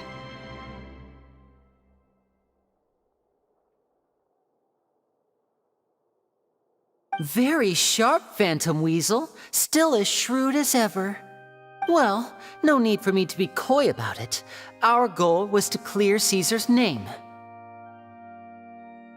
The most straightforward way to change the public's impression of Caesar was to force the Weasel to show themselves. That's it? You had no other agenda? Of course we did. We made it quite clear in the letter, I believe. I shall take from you that which you hold most dear, just as you did to me 10 years ago. 10 years ago? You mean Caesar's death? You met him? Wait. Oh, I get it. You were those two obnoxious kids. It's been so long, and you're all grown up now. I didn't recognize you. He taught you magic back then, didn't he? For what, 10 days or something? And you went to all this trouble. Why? Because you feel like you still owe him something? We remember all our debts, however great or small. 10 years ago, Caesar's reputation was torn to shreds, and his legacy was thrown out. 10 years on, and no one cares what the truth is anymore. But we did not forget, and so we came to find you. And? What exactly did you take from me? I'm still standing, as you can see. Lorenzo has admitted to everything. I'm free. Free? Do you really think so? Caesar once told me that even though the world is filled with lies and falsehoods, we must find our own truth. I think that applies to you too. Truth can take many forms. Prized possessions with nostalgic value, fervent hopes and dreams, and irreplaceable people. Life took many things from you, and those wounds never healed. When they ached unbearably in the dead of night, stealing became your way of numbing the pain. What are you trying to say? I'm saying that for the last 10 years, you've been living a rather uneventful life. Perhaps that's because you found something other than a life of crime to fill the hole? Back to Lorenzo for a second. He murdered his own master, played along with your act, and took pains to make sure any suspicion would be directed towards him. But what did he have to gain from all that? He knew who you were and the things you'd done, and despite that, he was willing to give everything up for your sake. He's the reason that you haven't felt the compulsion to steal in all these years. You're more than just accomplices in murder. You're the only real friends each other has. So I think you know, deep down, that he is the only truth you have in your life. But that truth is gone now, and I guarantee you, you'll never see it again. Congratulations on your freedom, Gemma. Your freedom will cost you dearly. From now on, you'll be all alone in a world full of lies and falsehoods. I do hope you'll be able to bear it. You've still got a long life ahead of you after all. Gather round, one and all. The time has now come for the amazing Linny to perform his final act in tonight's show. I'm sure you're all wondering what he has planned for the grand finale. Well, wonder no more, for the answer is a death-defying high-altitude escape. A high-altitude escape?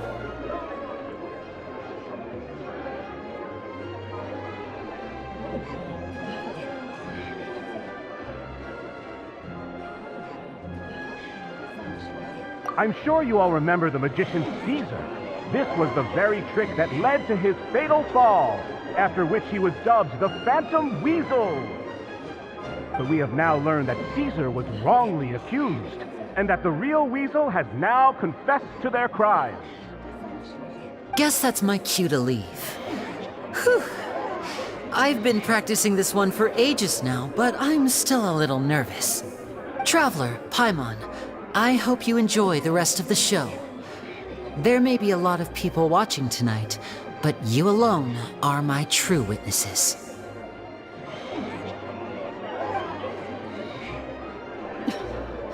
Lenny, wait. You two hid a lot from Caesar. He went to his grave without ever knowing your secrets. So what about now? Are you an open book? Or are you still the same as ever? You don't have to tell lies to end up isolated and alone. One day, you'll end up exactly where I am today. Maybe then you'll finally understand. You're wrong. I'm nothing like you.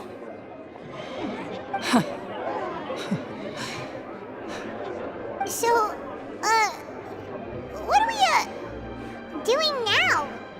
Like Linny said, when you're ready, let's head outside and watch the show. But what about Gemma? She'll figure out what's best for her soon enough. Oh, and if you'd like to see Linny after the show, you know where he'll be. The usual haunt. All right. Well, let's go and watch Lenny's finale then. This trick's a pretty dangerous one, but he should be able to pull it off, right?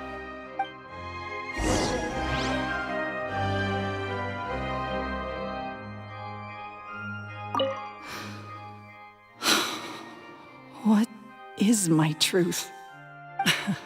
Sometimes I think I'm like a gambling addict. All I care about is winning, and it doesn't matter what's at stake. By the time I come to my senses, I'm left with nothing. Oh, if I had my time again.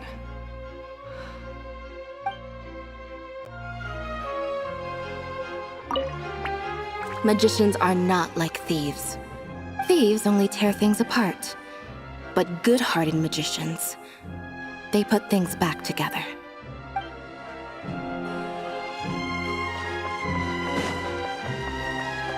Quit following me, Squall and Fury! Too slow. The wind rises.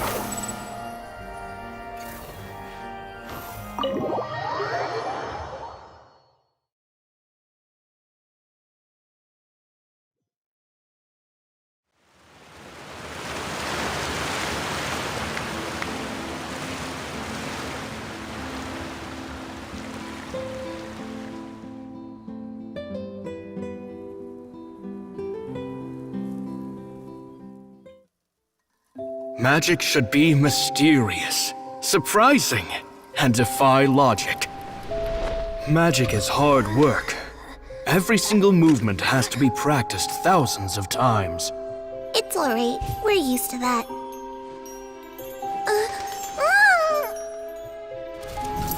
We're sorry. You've taught us so much, but we can't tell you the whole truth. It's okay. Do you still remember what I told you? This world is full of lies and falsehoods. I only hope that one day, you can find your own truth. What about you? Have you found your truth? Magic is my truth. I want to perform a magic trick so great that people will always think of me when they talk about it. For a magician, what greater honor could there be? Look! Behold! Linny is sealed inside the box. Will he manage to escape? 10 years ago, Caesar attempted this very trick, and it was at this precise moment that... Linny! Watch out!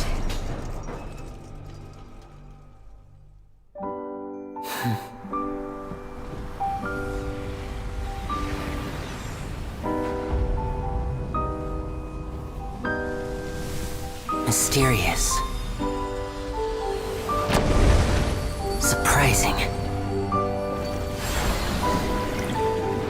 And logic-defying. Isn't that right? This honor belongs to you, Caesar.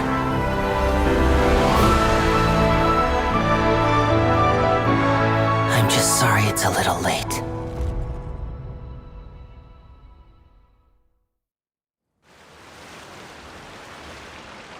Did you see that? 1 minute he was falling, and the next, he turned into flowers. How could he possibly have done that? How mysterious. I didn't blink once. He just vanished right in front of my eyes. What a heart-stopping magic show. This was really worth the trip. Caesar's name has finally been cleared, and Fontaine's new star magician Linny has fulfilled a wish on his behalf. Oh, I couldn't ask for a better grand finale. It will make a great headline for the Steambird tomorrow, even if I do say so myself. Whew. Looks like everyone really loved Linny's grand finale. Paimon doesn't see Linny anywhere. Where'd he go? Oh, Lynette said he'd be waiting for us at the usual hunt. But, where is that? Oh, you mean the one where Caesar's buried? Yeah, that's probably it. This whole magic show kinda seemed like Linny's way of saying goodbye to Caesar. So it makes sense that that's where he'd be afterward. Alright, let's go look for him there.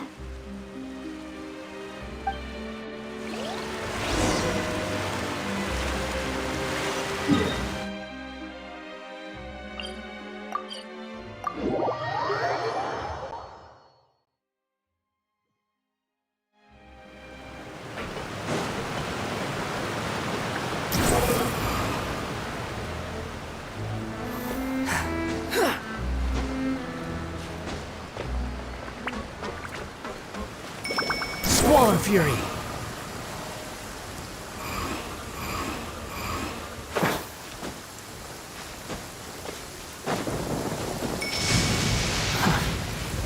How irritating.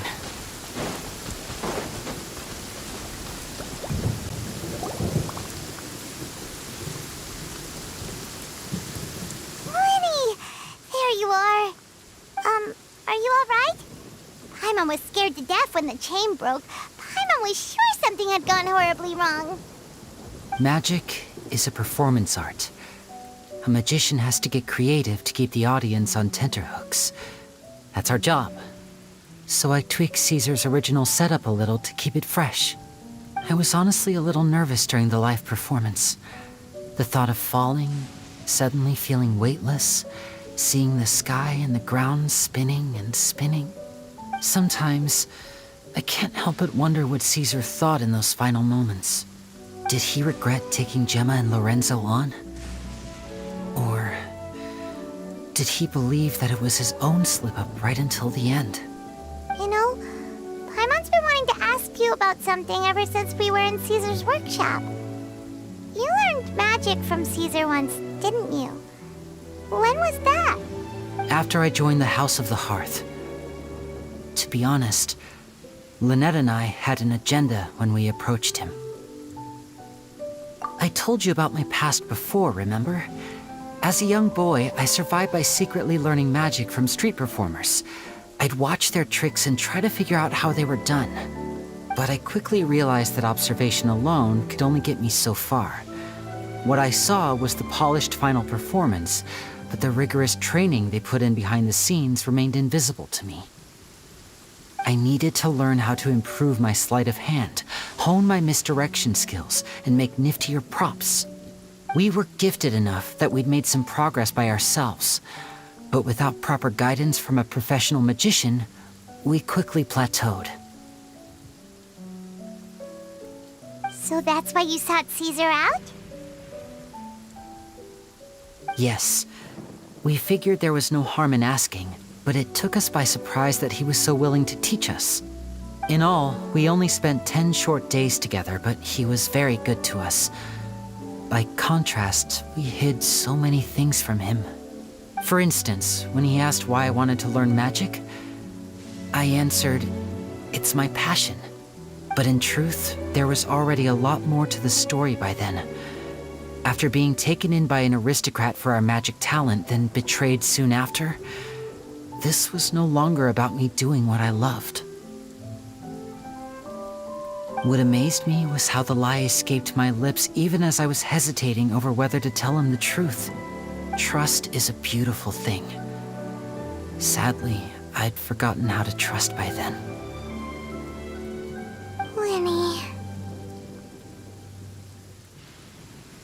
Still worried about the way I feel? You really are a gentle soul, aren't you? But don't worry, I'm used to it now. From the mansions of the elite to the house of the hearth, lies and selfishness have followed me and Lynette everywhere we go. After Caesar went on tour, we became busy with our missions. The next we heard of him was that he'd fallen to his death, and was now declared to be the Phantom Weasel. That night, I remembered his smile. But as I lay there, I didn't know what to say to him. To keep secrets is to put up walls. The longer you keep them up, the less you let people in. Then, one day, you look around and realize your life is like an empty auditorium after a show, full of seats once occupied by all the people who left. But I guess that's the price we have to pay. You only realize how much someone really meant to you when you lose them completely. That's why I was so confident this would hurt Gemma. Because I felt it for myself. Yeah, cheer up, Lenny. We've had to say our fair share of goodbyes during our journey, too. But whatever happens, Paimon always believes in what tomorrow brings. Delicious food, fun toys, and the traveler by my side. Paimon just needs to focus on things like this, and all the unhappy stuff goes right out the window. You know, Traveler, doesn't that kind of make you Paimon's truth? Exactly. It's the same for me and Lynette. We are the truest thing each other has in the world, and nothing can replace that. Life has taken plenty from us, like it did from Gemma. But at least it left us with each other. That's what gave us the strength to get through the darkest days. That's why the darkness never consumed me and why it never will. Maybe we live in the shadows too, but we remember every precious ray of light that shines through. All right, time to lighten this conversation up a little. What did you think of the show tonight? Were you happy with it? It was amazing! Paimon just wishes we hadn't been so distracted with the Gemma situation. We spent most of our time in the Opera House just talking and pretty much missed the entire first half of the show. Lenny, could you do just one more trick for us? Whoa, that's a bit of a tall order, I'm afraid. The show's just finished, so my sleeves are decidedly card-free right now.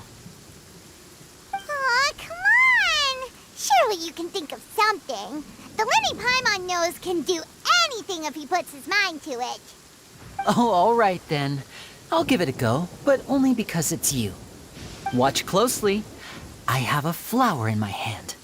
You liar! There's nothing in your hand. We ain't going along with this. Huh? My goodness, you're right. But I could have sworn I brought one here with me. Okay, try this. Count down with me. 3, 2, 1. 3, 2, 1. Now, have another look around. Maybe the flowers appeared somewhere else. Really? Let's see. Wow, there it is! Oh, this is a different flower from the last time, right? This one's called, a rainbow me! Paimon has to know how the trick is done! Please, Linny, pretty please! Well, if you want to learn magic, you'll have to start by addressing me as teacher. Ugh. Fine! Please, teacher, please! Since you asked so nicely, I'll share one little tip with you. Namely, the student of magic cannot solely rely on others being prepared to reveal their secrets. You have to observe, think, and find the answers for yourself. Is that it? Look at the time. We shouldn't linger here too long. Thanks again for coming to see my show. I bid you both good night. I look forward to seeing you again. All right, fine. See ya! Shall we head back now, too? Oh, Paimon can't wait to read The Steambird tomorrow. Paimon bets Linny and Caesar will be plastered all over it. Let's head to the Steambird's offices tomorrow morning and see what we can find out.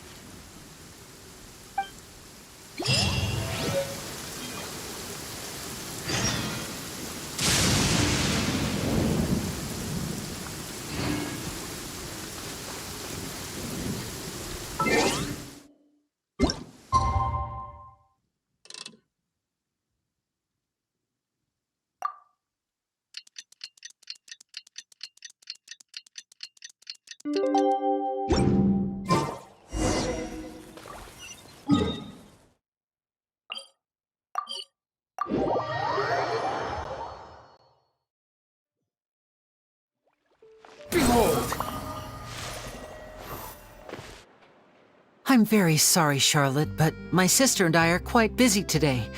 I'm afraid we'll have to decline this interview. Oh, please, Linny, I'll only take a moment of your time, if you would be so kind. Huh? What's happening here? I spent all night writing my piece about the Phantom Weasel, and it was going to go to print this morning. But just as dawn broke, I suddenly received news that Caesar's fiancée, Gemma, had contacted the guards and confessed to having been the real Phantom Weasel all along. That was quick.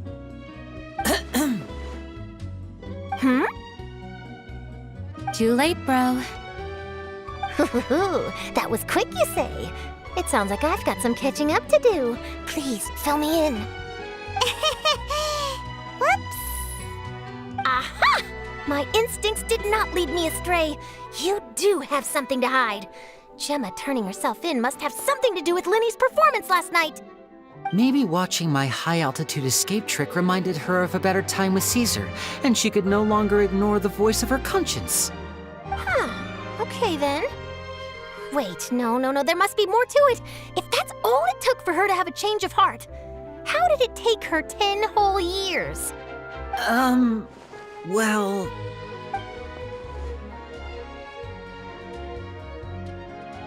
Oh, I remember now! You and Gemma were nowhere to be found after the show. What happened between you? Quickfire question! Where did you all go after the show? Oh, we went to the cemetery and Linny did a private magic trick just for us. Actually, glad you mentioned it, because that reminds Paimon, guess what? Linny started using rainbow roses in his tricks. What? I don't recall ever having received a rainbow rose from you myself. Is this supposed to mean that they're more important to you than your own sister? No, I just, What now? Oh, did Paimon say something wrong again? This is getting pretty awkward. What do we do, Traveler? Seems like this interview wasn't meant to be. Well, never mind. There's always next time. Forgive my persistence, but when there's explosive news waiting to be found, I can't turn away. The news about Gemma has already made waves, and I'll stop at nothing to get to the bottom of it all. Apparently, one of the things she said to the guards was that her final wish is to see Lorenzo one last time. There's clearly a web of complicated relationships there. Can't blame me for being curious. All right, I guess I'll leave you to continue the rest of your conversation in peace. Bye for now.